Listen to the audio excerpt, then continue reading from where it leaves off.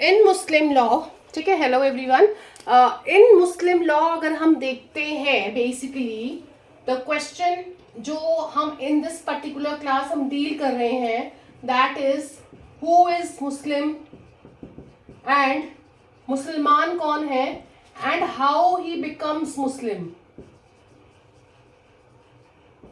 कैसे कोई मुसलमान बन सकता है, ये दो क्वेश्चंस डील कर रहे हैं। सिर्फ हु इज मुस्लिम तो देखो शॉर्ट में ही आएगा, अगर मेंस में आएगा तो वेरी शॉर्ट 5 नंबर में आएगा, उससे ज़्यादा नहीं आएगा। बट हाउ यू बिकम मुस्लिम, मुसलमान कैसे बनते हो, वो आपका अच्छा खासा आ सकता है, ठीक है। ऐसे ही अगर हिंदू लॉ में चलते हैं तो हु इज हिंदू तो आ सकता है और हाउ यू बिकम हिंदू तो वो भी आ सकता है। अगर आप देखो अब जो सब्सटैंटिव लॉ का पेपर का पैटर्न हो गया है ना, ऐसे इंट्रोडक्टरी पोर्शन से ज्यादा क्वेश्चंस पूछने लग पड़े हैं, तो that is why becomes important, ठीक है। तो इसका आंसर हम देखें, firstly you have to write कि एग्नाइट्स ने क्या बोला।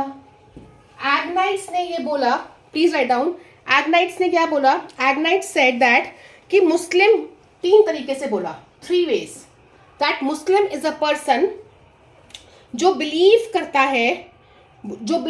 है प्रॉफिट मोहम्मद में, जो प्रॉफिट मोहम्मद में बिलीव करता है, मुस्लिम वो पर्सन है।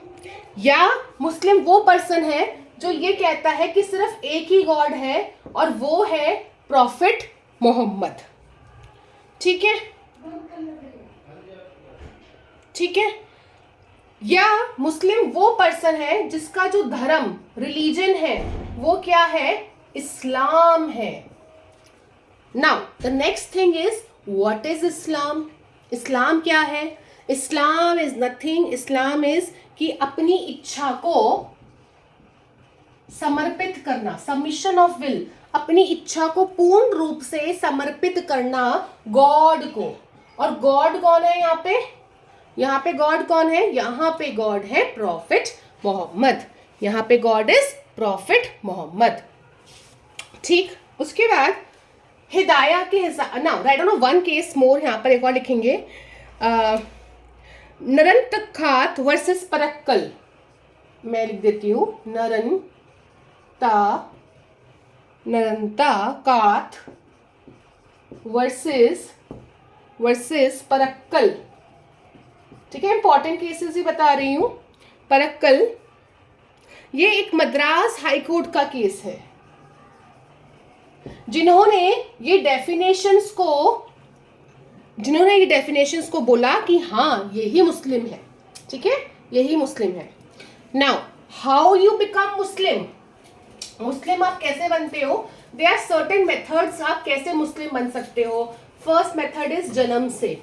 आपने एक मुस्लिम घर में जन्म लिया है ना, जन्म से आपने एक मुस्लिम, फर्स्ट आपने एक मुस्लिम परिवार में जन्म लिया। अब उसमें क्राइटेरिया क्या है? बोथ फादर मदर मुस्लिम है, तो जो बच्चा होगा वो भी मुस्लिम होगा। लेकिन अगर सिर्फ फादर मुस्लिम है और मदर नहीं है, या मदर मुस्लिम है और फादर नहीं है, मतलब एक पेरेंट तो मुस्लिम है और दूसरा पेरेंट मुस्लिम नहीं है, so in that case there is a case Bhaiya Sher Bahadur versus Ganga Bakhsh Singh, जो ये बोलता है कि उस चाइल्ड को जैसे बनाया गया है, जैसे बॉर्न एंड ब्रॉट अप किया गया है, तो वो हो जाएगा, ठीक है, तो वो हो जाएगा। अगर उसको बॉर्न एंड ब्रॉट अप किया गया है एज हिंदू तो वो हिंदू हो जाएगा, अगर मुस्लिम तो वो मुस्लिम। अब यहीं पे एक आपका कुछ इंपॉर्टेंट केसेस आते हैं जिसको आप लिखेंगे, 3-4 केसेस बता रही हूँ, सब कवर हो जाएंगे यहाँ पे। Skinner versus Audi, Sarla Mudgal, this is a landmark case, Sarla Mudgal versus union of India. Next is Lily Thomas again versus union of India, Skinner versus Audi, ठीक है। बेसिकली मैं आपको यहाँ पे जो फैक्ट्स, देखो तीनों में सेम ही चीजें थी ऑलमोस्ट, बट मैं आपको फैक्ट्स जो है, Sarla Mudgal versus union of India के बताऊंगी.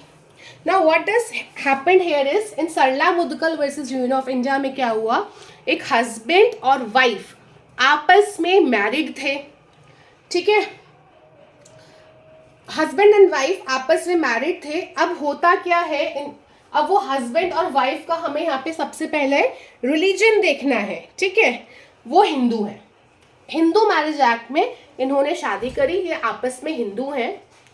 मैरिज के बाद क्या होता है, जो हस्बैंड है ही कन्वर्ट्स टू इस्लाम. अच्छा, कन्वर्जन का यहाँ पे बेसिकली तात्पर्य ये था कि उनको मुस्लिम धर्म पसंद नहीं आया था, बट क्योंकि मुस्लिम में आप 4 मेल कैन डू 4 मैरिजेस, आपको पता होना चाहिए, बट क्योंकि मेल जो है 4 शादियां कर सकता है, इसलिए ही गॉट कन्वर्टेड.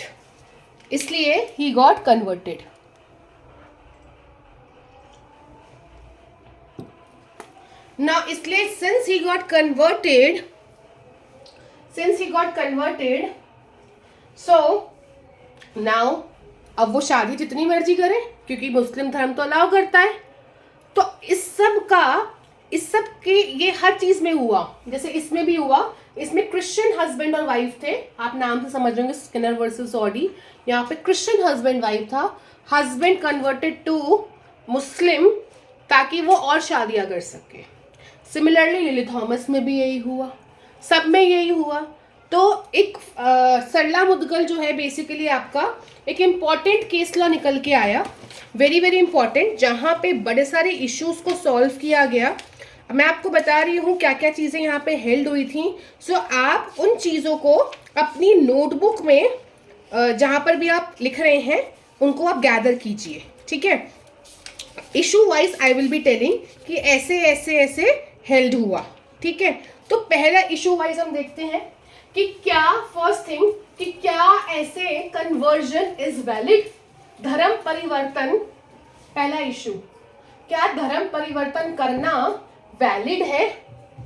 ठीक है, the answer behind here is basically, answer क्या है यहाँ पे कि आप धर्म परिवर्तन कर सकते हो. Yes, you can do, obviously you can do धर्म परिवर्तन, लेकिन हमें यहाँ पे इंटेंशन, आशय को देखना होगा, इंटेंशन को देखना होगा कि धर्म परिवर्तन क्यों किया गया है.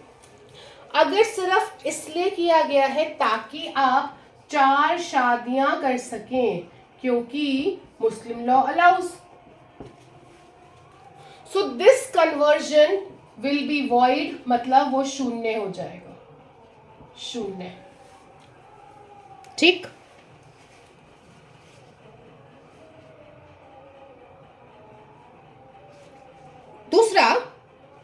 दूसरा अगर कन्वर्जन हो गया है, इशू 2, मैं साथ साथ इशू बोल भी रही हूँ, आंसर भी बोल रही हूँ.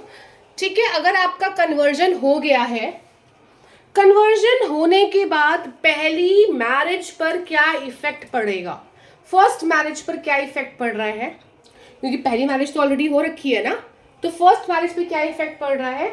First marriage is valid still.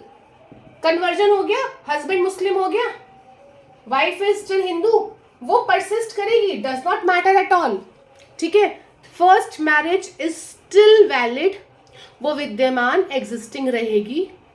लेकिन at most what wife can do is, वो हिंदू मैरिज एक्ट में जाकर डाइवोर्स मांग सकती है, because you have done section 13, पढ़ा चुकी हूँ मैं ऑलरेडी. ठीक है, इन क्लासेस 13 पढ़ा चुकी हूँ, वहां पे डाइवोर्स आप क्लेम कर सकते हो ऑन कन्वर्शन. बट यहाँ पे खुद से एक पॉइंट आप लिखेंगे अपनी नोटबुक में, खुद से ये मैरिज कन्वर्जन करने पे वॉइड नहीं हो जाएगी, आपको जाना पड़ेगा, आपको डाइवोर्स क्लेम करना पड़ेगा. ठीक है, वॉइड तो है ही नहीं, वैलिड ही है. और डाइवोर्स कहाँ पे लोगे, हिंदू लॉ में, मुस्लिम लॉ में, मुस्लिम लॉ में, जहां पे पहले मैरिज हुई थी फर्स्ट, वहीं पे ही लोगे. ठीक है,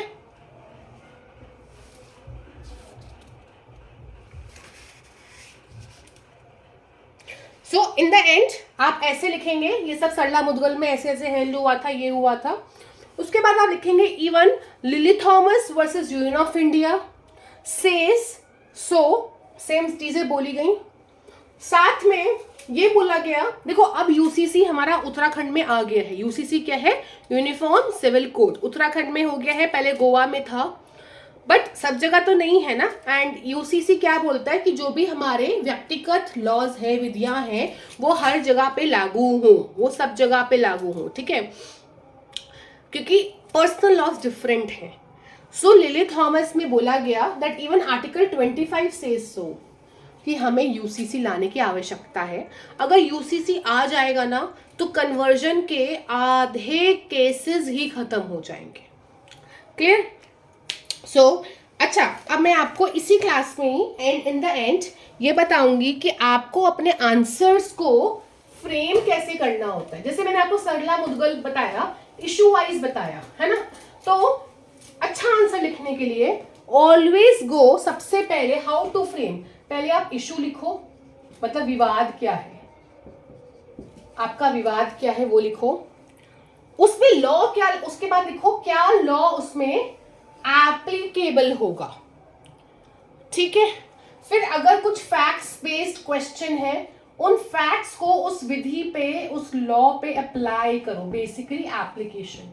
पहले आपने इशू लिखा, फिर आपने लॉ पॉइंट क्या होता है वो लिखा, फिर फैक्ट्स को आपने लॉ में डाला, एंड में एज जज आपने डिसीजन दे दिया। ये 4 चीजें हमेशा ध्यान रखना, ठीक ठीक है। सो दिस वाज हाउ आप लिखते हैं। होप आपको समझ में आया होगा। इंट्रोडक्टरी क्लास थी ये मुस्लिम लॉ की। इंट्रोडक्टरी भी नहीं है, हमने यहाँ पे 2 क्वेश्चंस बहुत अच्छे से डील भी कर लिए, साथ में हमने ये भी देख लिया कि आंसर फ्रेमिंग कैसे करते हैं। That's it for Muslim law for today.